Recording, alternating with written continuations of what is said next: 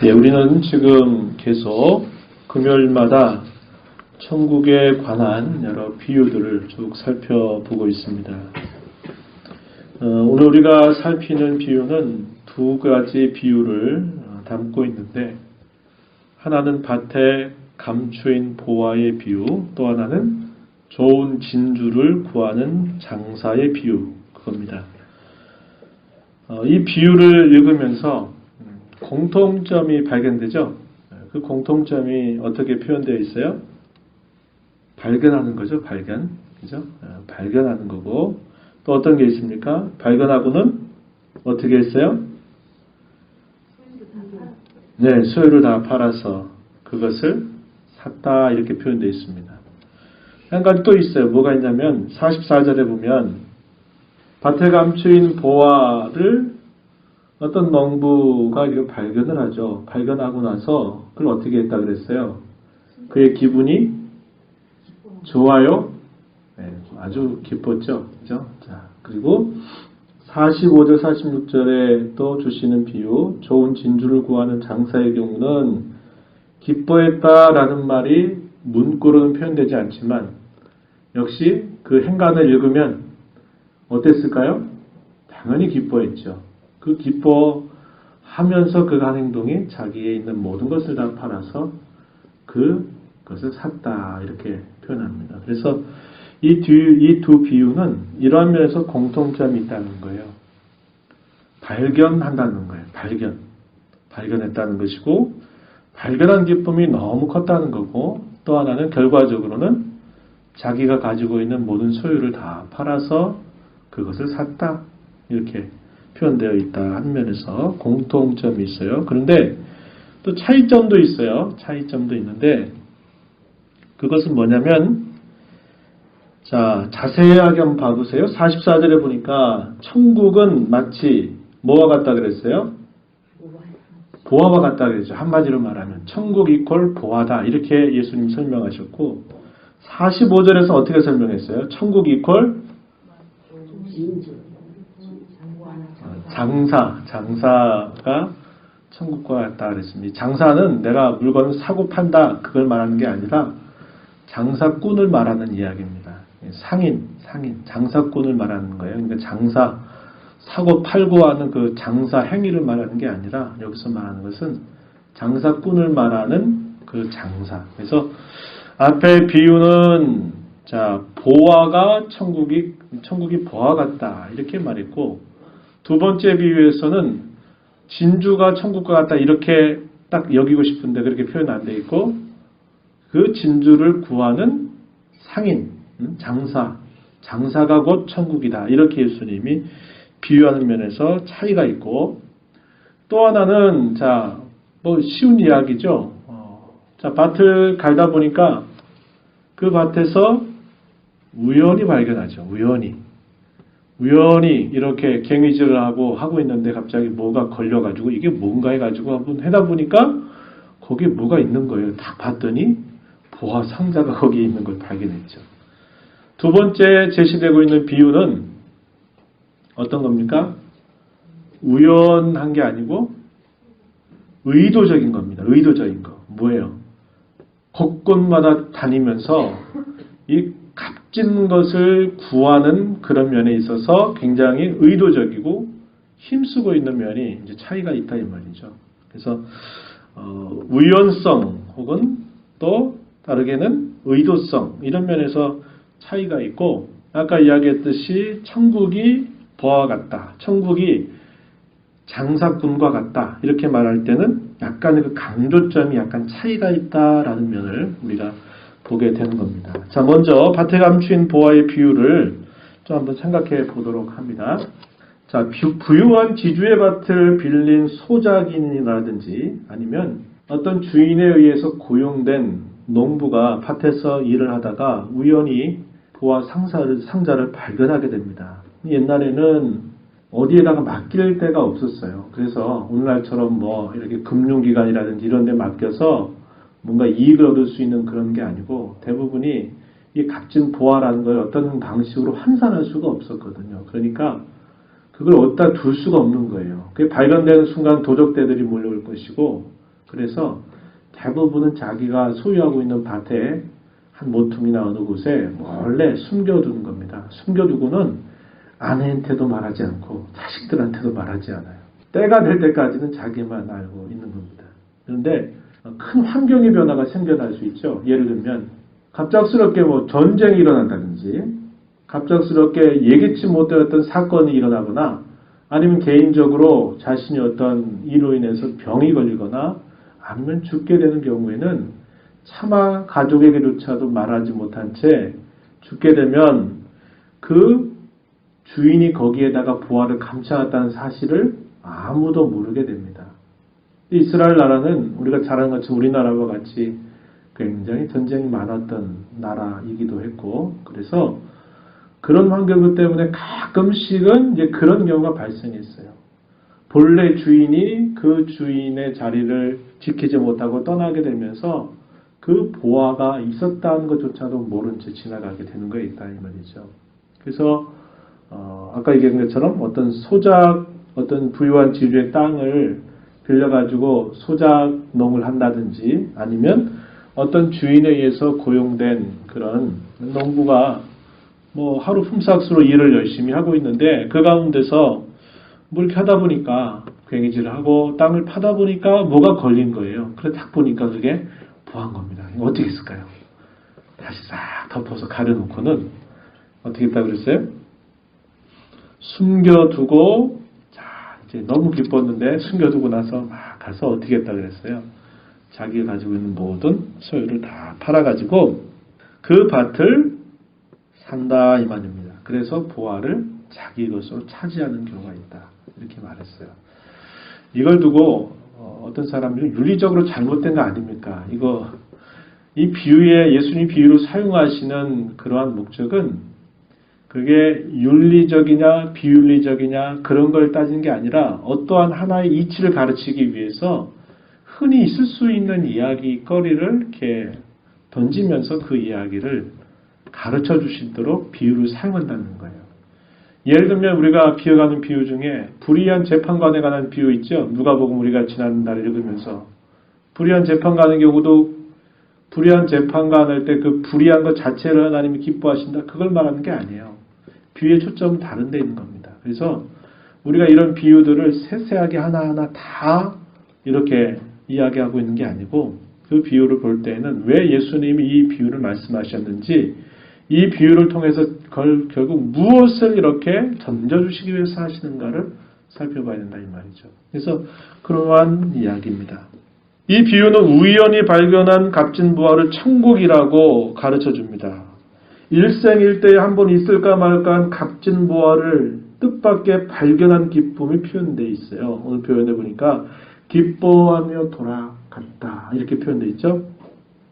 가서는 기꺼이 자기의 소유를 다 팔아 그 밭을 삽니다. 주님께서는 천국이 바로 그 값진 보화 같다 이렇게 알려주십니다. 한번 적용해 볼까요? 어떤 사람은 태어나면서부터 교회당에 출석하는 경우 있죠.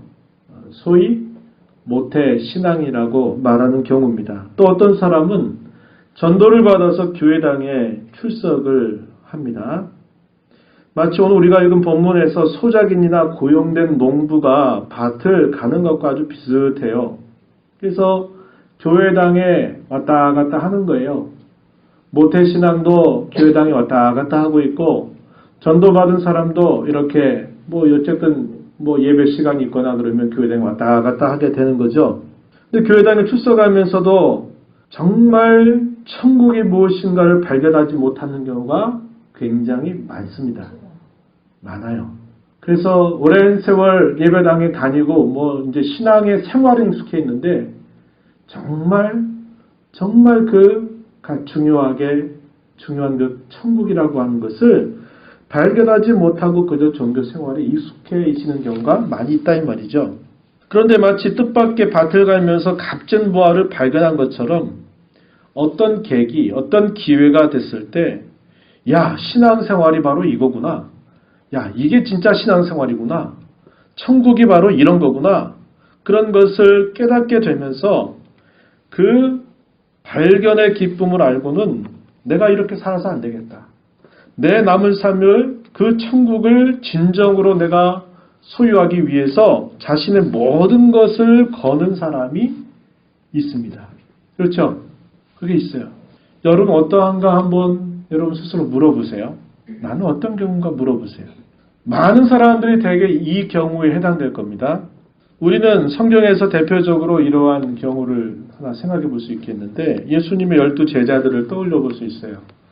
자, 어느 날 예수님께서 바닷가에서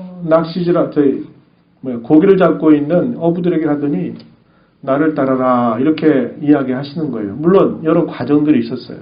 그러니까 그들이 어떻게 합니까? 어쨌든 뭔지 모르게 예수님이 부르시니까 따라갔다 이 말이에요. 따라서 그분과 함께 이제 생활을 해요. 뭔가 귀한 분이다 라는 건 아는 거예요. 그래서 다니는데 따라다니면서 여전히 그 예수님이 누구신가를 모르고 예수님이 전파하는 그 천국에 대한 것을 여전히 그 가치를 잘 알지 못한 채 늘 예수님을 따라다니는 거예요. 같이 동고동락하는 겁니다. 그러나 여전히 그것은 그들에게는 분명하게 손에 잡히는 게 아니에요. 자기 나름대로 생각하고 있는 거예요. 그런데 어떻게 됐습니까? 주님의 곁에서 듣기도 하고 배우기도 하고 눈으로 보기도 하고 마침내 하나님의 은혜를 입게 되는 순간 그 가치를 그들이 깨닫게 되고 그 가치를 위해서 자기의 일생 다하도록 목숨 걸고 자신들의 삶을 살아갔던 이들, 예수님의 12 제자들이 대표적인 경우죠. 그죠? 자, 두 번째 비유는 좋은 진주를 구하는 장사, 상인의 비유입니다. 아주 값진 진주를 구하는 한 상인이 있어요. 그는 값진 진주가 무엇인가를 알고 있습니다. 야, 이건 별로 값어치 안 나가는 진주에 불과해. 이거는 흔하게 구할 수 있는 진주에 불과해. 이런 것들을 가려낼 수 있는 사람이에요. 근데 아주 이런 값진 이런 진주는 굉장히 희귀한 겁니다. 아무데나 있는 게 아니죠. 그래서 그는 곳곳마다 다니면서 진주를 살피고 또 살피는 겁니다. 그러던 어느 날 아주 값진 진주를 발견하게 된 겁니다. 얼마나 기다렸던 순간일까요? 그 순간의 기쁨을 말로 표현할 수 없을 정도였을 겁니다. 그 값진 진주를 발견한 순간 그 상인이 할 일이 무엇이겠습니까? 그도 역시 자신의 모든 소유를 다 팔아서 그 값진 진주를 사는 겁니다. 이 상인은 어쩌면 자신의 모든 소유를 다 팔 준비를 이미 하고 있었을 거예요. 그러니까 우리가 앞에서 살폈던 그 비유는 뭐예요? 전혀 생각하지 못했던 건데 너무 귀하다 보니까 야, 이거 내 것 다 팔아서라도 이거 살려야겠다. 이렇게 결단 내린 거죠. 그러나 이 두 번째 경우는 세상에 그 희귀한 아주 소중한 진주를 내가 발견한다면 내가 얼마든지 내 걸 다 팔아서 나는 살 용의가 있다. 이런 준비된 어떤 그런 자세를 가지고 있는 거죠. 이 비유에서는 천국이 의도적으로 좋은 진주를 구하는 한 상인에 비유되고 있어요. 발견만 한다면 이미 모든 것을 걸 준비를 하고 있는 사람입니다. 이 사람 역시 참으로 어렵게 발견한 값진 진주를 얻기 위해서 자기의 모든 소유를 기꺼이 팝니다. 여기서는 진주보다도 진주를 구하는 상인의 초점이 모아집니다. 그래서 우리 주님께서는 천국이 바로 값진 진주를 구하는 상인과 같다. 이렇게 말씀하십니다. 적용해 볼까요? 희귀하나마 어떤 사람은 이 세상의 덧없는 가치를 뒤로 하고 인생의 참된 가치가 무엇일까를 추구하는 사람이 있어요. 희귀합니다. 좀 드문 경우예요. 뭐가 정말 인생에 정말 중요한 걸까? 뭐가 인생을 정말 행복하게 하는 걸까를 굉장히 추구하는 사람이 있다 이 말이죠. 근데 드물어요. 그런데 이 사람이 결국 복음을 통해서 천국의 존귀한 가치를 발견하게 되자 이 사람은 기꺼이 그것을 위해서 자기의 모든 것을 다 쏟아붓는 겁니다. 역시 여러분은 어떤 경우에 해당되는지 또 물어보는 거죠. 우리는 이에 대해서 대표적으로 많은 사람들을 생각해 볼 수 있지만 대표적으로 바울 사도를 떠올릴 수 있을 거예요. 그는 누구보다도 유대 종교의 열심이었던 사람이에요. 굉장히 종교적인 사람입니다. 단순히 그가 바리새인이 됐다. 그거 자기 먹고 살기 위한 어떤 허구지책으로 그가 바리새인 된 거 아니었어요. 그는 율법에 남다른 열심을 가지고 있었고 다른 자기의 동료들보다도 더 열정을 가지고 있었던 그런 사람이고 그 열정 때문에 그는 자기 모든 걸 다 쏟아붓고 예수쟁이들을 쫓아다니면서 핍박하고 박해하는 일들을 계속 했던 인물이에요. 그런데 어느 날 부활하신 주님, 자기가 그토록 박해하기를 원했고 박멸하기 원했던 그 괴수였던 부활하신 주님이 그에게 나타나서 일생일대의 그 모든 생각을 순식간에 바꿔버립니다. 그러자 이 사람이 어떻게 합니까? 자기의 모든 것을 그 부활하신 주님을 위해서 다 걸고 쏟아붓는 삶을 사는 겁니다. 우리가 살펴본 이 두 비유 사이에는 약간의 진행이 있어요. 진행이 있는데 첫 번째 비유에서는 어디에 초점이 모아진다 그랬어요? 천국이 뭐와 같다? 보화와 같다 그랬어요. 그럼 뭐예요? 천국의 가치가 얼마나 큰가 하는 것에 그 초점을 모으고 있고 두 번째 이 비유에서는 그 가치를 얻기 위해서 아주 애를 쓰는 사람에게 초점이 모아지고 있어요. 맞죠? 상인과 같다 그렇게 표현했습니다. 이 두 비유를 통해서 주시는 경우는 이 교훈은 아주 매우 자연스럽게 연결돼요. 즉 그게 뭡니까? 가치를 알고 그 가치를 얻기 위해서 모든 것을 기꺼이 팔아야 한다라는 것을 이 두 비유가 자연스럽게 알려주는 거예요. 자, 이런 비유의 내용을 좀 더 이제 적용을 좀 해보면 자, 첫 번째 우리가 생각해 보고자 하는 건 그겁니다. 천국을 우연하게든 아니면 의도적이든 그 가치를 발견할 수 있음이 큰 은혜라는 사실이에요. 천국이 이 땅에 임한 것, 그 천국을 발견한 것도 모두에게 공개된 사실이 아니라 비밀에 붙여져 있는 일이었다고 하는 겁니다. 그 하나님의 비밀한 하나님의 계획이었어요. 유대인들이 기대하고 세상의 보편적인 사람들이 상식으로 기대했던 정말 이 세상을 구원할 그 구원자가 오신다 하면 그것도 하나님의 아들이시요. 그분이 그렇게 오신다 하면 모든 세상이 다 알 만큼 그렇게 성대하고 존귀하게 권세 있게 이 땅에 오실 수도 있었는데 그분은 사람들의 예측과는 전혀 다르게 아주 유대 땅의 작은 촌동네 그곳에 그것도 당시에 여관방이 없어가지고 어디에서 그분이 탄생하셨어요? 예, 말밥통에서 태어나셨다 이 말이에요. 그리고 나사렛에서 그분이 자라셨어요. 그리고 그분은 요셉의 장자입니다. 요셉이라고 하는 목수의 첫째 아들이에요. 뭐 했겠어요? 아버지를 도와서 아주 오랜 세월들을 보내신 분이에요.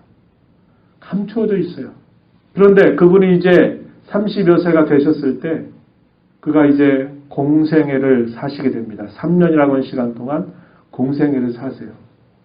유대인들이 생각하는 것, 유대인이 아닐지라도 이방의 보편적인 생각을 가지고 있는 사람들이 생각했을 때 그분이 그렇게 오면 안 되는 분이에요. 그렇게 오셔서는 안 돼요.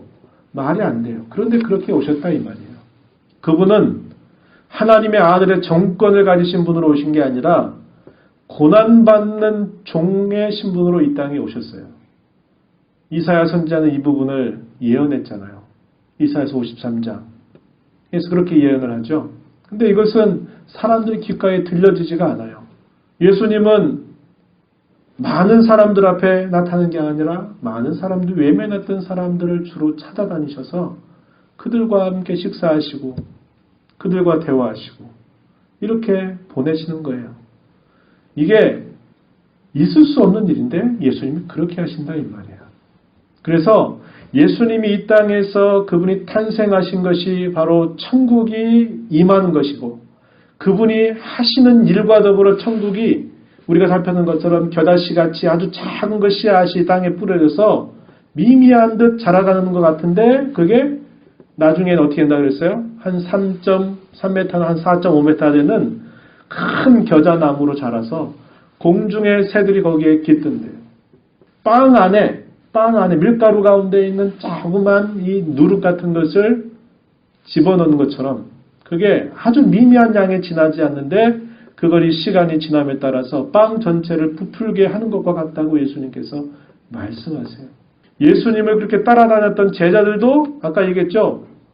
알고 따라다닌 거 아니었어요. 몰랐어요. 제대로 몰랐어요. 예수님이 떠나시고 나니까 그때 그게 그거였군요. 그때 이 말씀이 바로 이걸 뜻하는 것이었군요. 그때 비로소 깨닫고 자신들의 모든 삶을 거기에 이제 드리는 삶을 살아가는 것도 제자들이에요. 그러니 천국이 그 땅에 임한 것, 그리고 그 시대에 세계 다른 수없이 많은 사람들은 어떻게 살았어요? 무슨 우리를 구원할 그분이 어디 태어났다고? 이스라엘 땅, 그 좁은 곳의 한 모퉁이에 그분이 태어났대. 누가 합니까? 이 사실 누가 알아요? 아무도 몰라요. 세상에 누구든지 그 사실을 알 수 없을 만큼 천국이 그렇게 그분과 함께 이 땅에 임했고 그 천국이 보통 사람들에게 발견될 수 없도록 그것은 감추어져 있었다는 겁니다. 그런데 예수님께서 비유하신 것처럼 겨자씨의 비유에서 말씀하신 것처럼 그때 심어진 이 겨자씨와 같이 미미하고 작은 그 씨앗이 얼마 지났어요 지금? 2000년이라고 한 시간이 지났어요. 그 말은 무슨 말이에요? 그 겨자씨가 이제 자라서 나무, 천국을 상징하는 나무로 지금 이렇게 2000년 동안 그 나무가 자랐어요. 근데 여전히 그것은 모든 사람들의 눈에 봤을 때도 그건 여전히 감춰져 있는 거예요. 감춰져 있어요. 어떤 사람 자기가 태어나면서 자기의 자라고 있는 가정의 환경이라든지 그가 겪었던 어떤 큰 사건 때문에 트라우마 같이 그게 일생 동안 그걸 벗어나지 못하는 삶을 살면서 늘 그 문제에 자기 모든 게 매여서 살아가는 사람들이 있고 전쟁을 한번 겪은 그런 나라와 민족은 그 전쟁으로 해서 한 가족, 사랑하는 가족을 잃어버리는 것 때문에 또 세대와 세대를 이어서 그 고통을 계속 나누어 살고 가지고 살아가는 거죠. 이렇게 사람이 자기의 가지고 있는 그 자그마한 것들 하나에도 매여가지고 살아가는 그러한 많은 사람들에게 천국이 임했다. 천국이 지금 계속 나무처럼 성장하고 있다라고 하는 메시지는 굉장히 감춰져 있는 그런 내용이라는 거예요. 지극히 작은 삶의 한 그 구석에서 일어난 그 일이 이 온 세계에 이 구원의 메시지로 전달될 이 일들을 누가 예측했고 누가 바라보고 했겠어요. 지금 그렇게 2000년 동안 자라서 전 세계에 이 복음이 전파가 됨에도 불구하고 여전히 그 복음을 통해서 깨닫고 그 걸음 걸어가는 사람은 소수에 불과하다 이 말이에요. 소수에 불과해요. 그리고 아까 말씀드렸죠. 태어나면서 모태신앙이고 예배당에 출석은 하고 있지만 여전히 뭘 몰라요? 이게 진짜 신앙이로구나. 이게 정말 하나님을 섬기는 게 이런 거구나. 그걸 알고 살아가는 사람은 또 그 중에서 매우 작아요. 작아요. 그런데 그 사실이 우리에게 공개되게 하셨다는 게 이게 정말 큰 은혜라는 거예요. 참 큰 은혜라는 거죠. 자, 두 번째는 뭐냐? 천국은 목숨 전체를 걸고 맞바꾸지 않으면 살 수 없는 것이라는 내용입니다. 우리가 가진 어떤 것으로 천국을 살 수 있을까요? 내가 가지고 있는, 내가 지금 살고 있는 내 모든 이 재산들을 다 팔아가지고 그 천국 살 수 있어요? 살 수 있습니까? 어떻게 그걸 살 수 있어요? 못 사죠. 살 수 없기 때문에 우리 목숨 전체를 걸고 사야 하는 거예요. 그것으로도 살 수 없어요. 그러니까 어떻게 할 수 없으니까 그것을 사기 위해서 그냥 내 있는 모든 것을 거기에 다 걸어야 된다 이 말이에요. 그것으로도 그 가치를 비견할 수 없기 때문에 전부라는 거예요. 전부. 일부가 아니라는 겁니다. 또 이렇게 말할 수 있어요. 버리지 않으면 얻을 수 없어요. 버리지 않으면 얻을 수 없고 결별하지 않으면 얻는 기쁨을 누릴 수가 없어요. 바울사도는 뭐라고 말합니까? 빌립보서 3장 7절로부터 9절 말씀에 그는 이렇게 말했어요.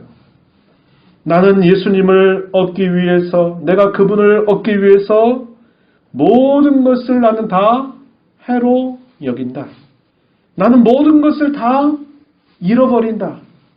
나는 이 모든 것을 다 배설물로 여긴다. 이렇게 말했어요. 뭐 하기 위해서요?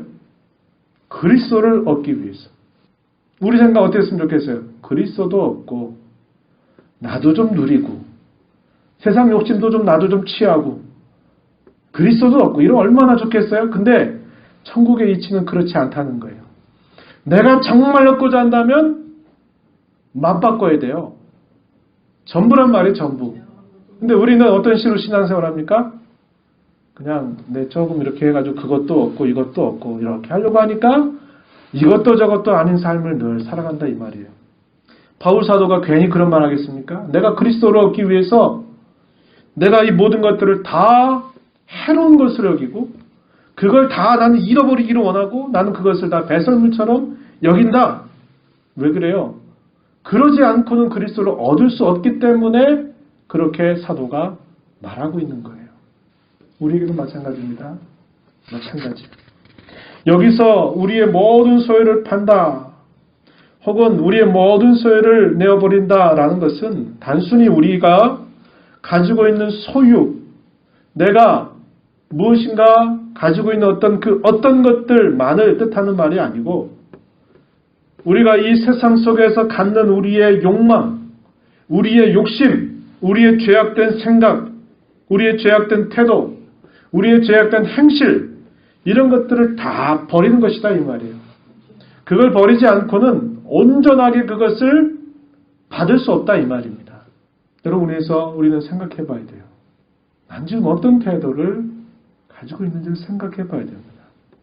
세 번째는 적극적이고 능동적인 기쁨 그리고 적극적이고 능동적인 그런 행위여야 된다 이렇게 이야기하는 건데요.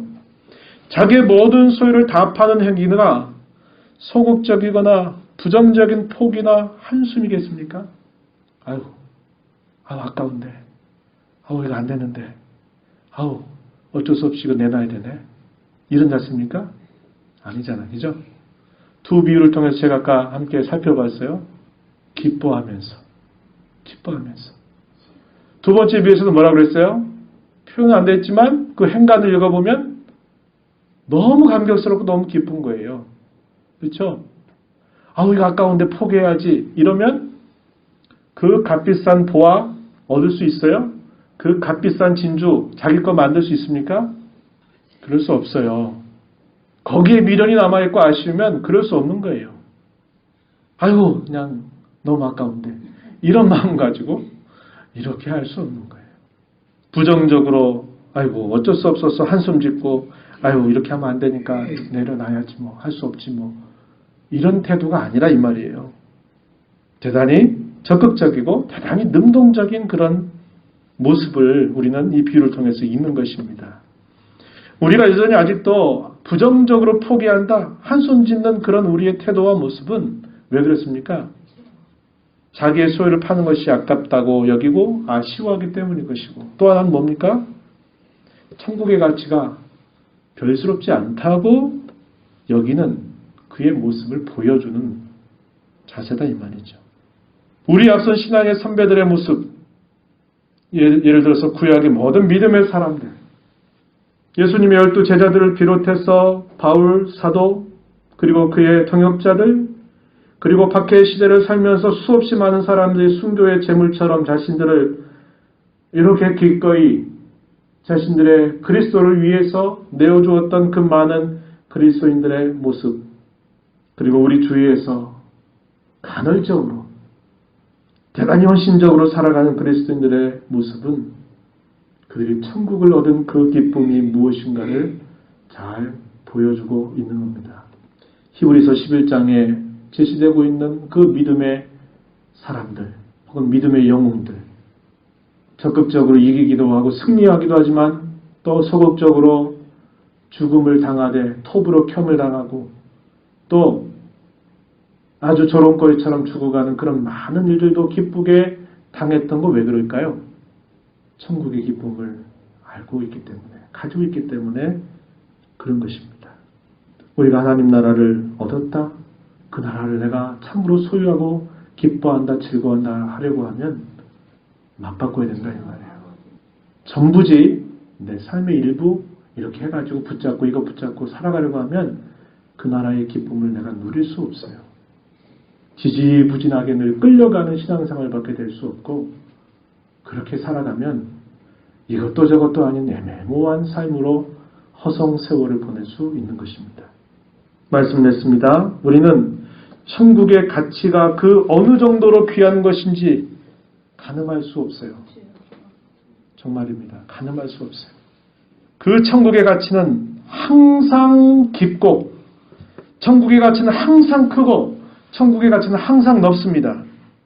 그렇기에 그 천국의 가치를 계속 발견하는데 우리는 힘을 써야 됩니다. 그리고 그 가치를 더 발견하기 위해서, 위해서 우리는 우리의 모든 것을 맞바꾸려고 하는 그런 태도를 가져야 돼요. 그래서 그 가치와 그것을 얻는 기쁨을 드러내는 겁니다. 그리고 다른 이들에게 보여주는 거예요. 그러한 삶을 우리는 살아가야 되는 겁니다.